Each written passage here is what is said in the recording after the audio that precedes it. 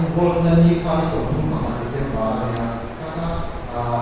WHO involved siya kan kami mani chua pa an zulu ka propose ko kaya ro ni kata an bi ta so ka coronavirus ni kami ka January ni song tu ma WHO chuan emergency ro pa ni coronavirus si away ka corona ni ro ka chet na chuan kan yang shi tu ni chuan ka ma ro kan ko influenza kan yang shi tu ni 1940 something 1960 te kwa ro kan ko kan yang pun ni pi ka chuan da ta ka ro bu ko ni kan coronavirus ni virus ti ka ni kan yang ni a ko mo de wa chuan kan she ka chuan ama SARS kan ti te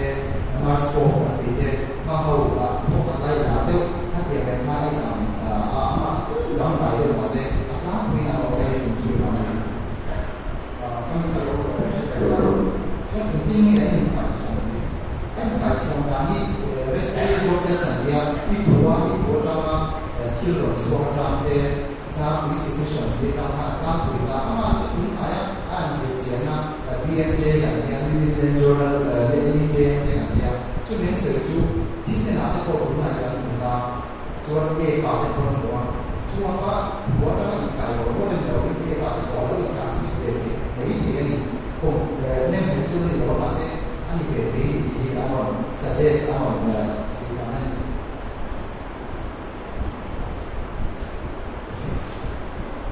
ini kalau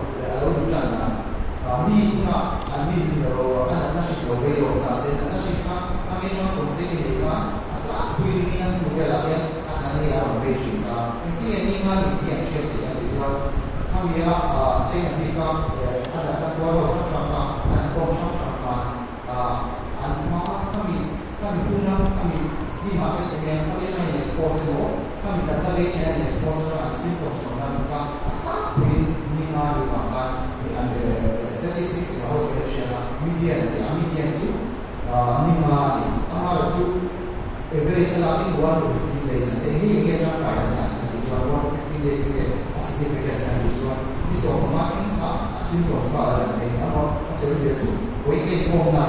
coronavirus itu kasih kalau kita kembali semua makin anak-anak awal langsung kita jadi semua orang tua cuan orang masuk dari selatan lima weekend itu cuan lima itu mi pakati ini exam efektif nanti cucu asik cuan basic production nama di awal mi pakati data lalu itu we pakati aspek apa yang kita akan kemudian mi pakati aspek apa ini pakati dia betul yang kasih itu intinya apa nanti cuan kita salah dulu cuan teori sama itu asik ini reseptor sahaja adalah saya kami akan kami reseptor kita kami tidak sekitar mana kami data yang disini orang cuman di patient itu konteks lori kita coronavirus seperti lori kita kami ke simptom semua itu coronavirus itu pneumonia yang kami mencari itu saat kita masih corona yang simptom saya tapi fever anda anda semua mereka masuk kami pneumonia coba kita sekolah tujuan program untuk setiap orang itu attention kalau terpenuhi masuk memang queen unsur pengajian dan cuma ada orang di dalam dia tapi kan ini interesting kan menunjuk pakai lewat dia mencoba kalau apa unsur pengajian orang dia kami orang di interesting pokoknya ini sampai musik ada lalu berani sampai musik ada ada BMJ kasih tujuan patient tujuan di dalam tujuan bersih kasih tujuan patient kalau present di saat semua yang kami itu musik ada ama itu kalau yang dia apa saat semua dia pada dia tujuan saat semua pada dia ini sampai dia musik itu dia ama itu musik ada yang dia di dalam tujuan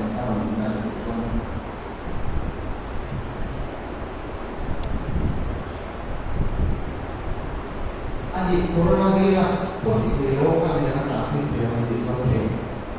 tujuan atau sampai lấy đầu bộ cả kia để làm gì cho vì là transmit về đâu thì làm gì anh nghĩ coronavirus lấy dùng sau này thì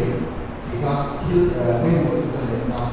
statistics and more epidemiology and usual case ada dia dan dia so itu masih ratio di masuk waktu intinya tak boleh kita cuma database apa kita ada database yang sama apa database numerator so ada database numerator jadi kita series apa numerator data yang apa numerator database yang sama juga ada di database apa इस कदर की है का 2% चीज़ हम जैसे दाता बेया 2% का चीज़ सा आदिका थी हमारे का चीज़ का हम आज प्रोफिसिंग WHO दाता का जुआन पुना इस कदर की रहती ऑफिशियल सोने के सो का हम आज ताकि माने ताकि सोची कोई को और सो का हम जैसे मी साबे आसान 3.4 ये मतलब का कितने की मिलती है हमारे khi anh có công nhận được cho khi sĩ quân du lịch đó mà khi uống số số rồi hay bị sinh nam có sĩ ôm nam là chỉ hầu như flu seasonal flu đi water đi đấy cái sector đi đấy là cho less than 1% chỉ là ôm nam anh mà chú SARS là chỉ là 8% này là sáng thì MERS có các 37 water đi đấy sáng thì anh mà chú vài các chú luôn là cái thêm rồi anh chỉ có một cái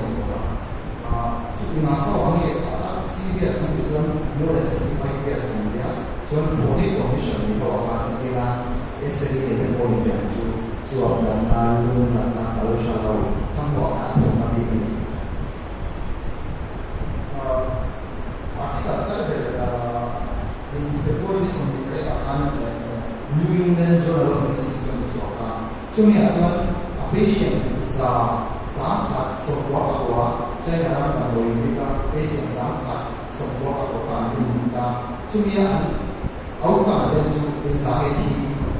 cuma exam isolation hari cuma exam ini ventilator dan lain kita sudah cuma muncul 6% kita sudah dari tapi primary outcome sudah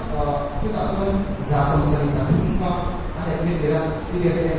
intinya serious definition dari tujuan American Thoracic Society of pneumonia serious itu akhirnya dia patient dan kita ini bisa boleh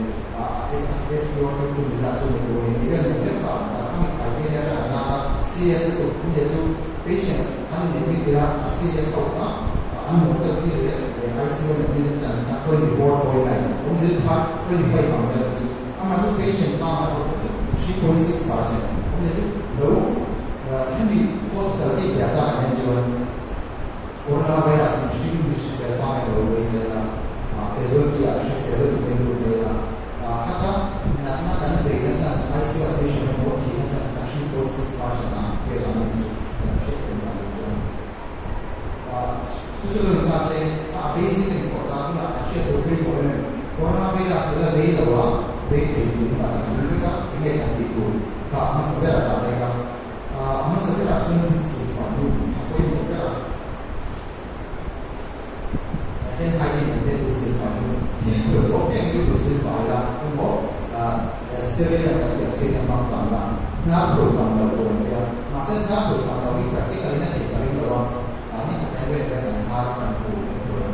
kita kalau ada itu segala segalanya saya tak siapa nak buat dulu pun ini lagi nak pun lalu jadi untuk sama masih saya cuma efektif berarti orang itu kan sanitation masih cuma demi kau itu tidak boleh punya coronavirus ini mau kita ada dua puluh anda insan siapa apa yang mau buat cuma fitum mah misalnya fitum mah kan dia akses kalian yang dilakukan itu cuma sebagai kajian yang masuk ke dalam kan yang feature sebenarnya itu ketika lama ini terkandung kita London bertambah dan di bawah itu itu sebagai tambah itu itu cuma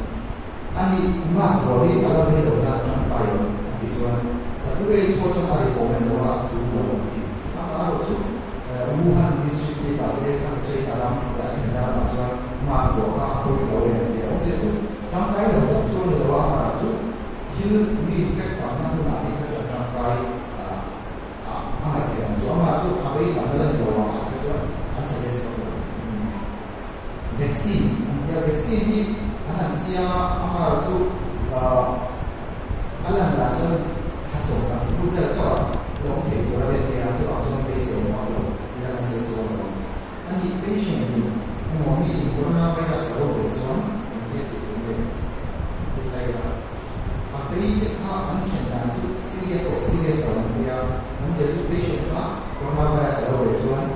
enge next step na ti chuan doctor a tu ka poi bo na doctor in patient ni ka tik mai ni ni no lo na tik mai ke chu ka se ma in mi te ra in doctor in na sick to ni ni ya ni de ho ha ya de share la na sa ya de le al sha lo ka ke se so ka ni ni ni lo na ni ta ka ti na ni le lo chuan OPD yang ke tidak ada orang yang boleh OPD itu belum masih tidak ada orang yang boleh. Ani beliau lokal patient nanti coronavirus lebih masih kan itu lah. Asik kalau itu kan dia. WHO recommendation tu patient kalau jual kan coronavirus jual room kata orang yang kata yang toka bukan cuma dulu. First point, second point patient kan bude ada yang airport saya dia so patient yang perlu dikan sama-sama tak boleh tak sesuai dengan itu patient kan tahu dia minta itu yang zona sakit kalau dalam zona asum dia sesuai tak kami semua tak boleh mentara jadi asum tak boleh mentara so asum kan ada waktu kau kan bude hasil pasien dia alat orang yang kecuali masih yang hasil pasien apa hasil kau lakukan orang yang treatment orang yang itu treatment orang amat tu kan sesuatu ramdes itu ramdes emergency orang ramdes itu ini pembahasan efektif orang yang amat tu patient yang tak ada orang itu orang basic orang mau dia sesuatu nak ucapkan dia sering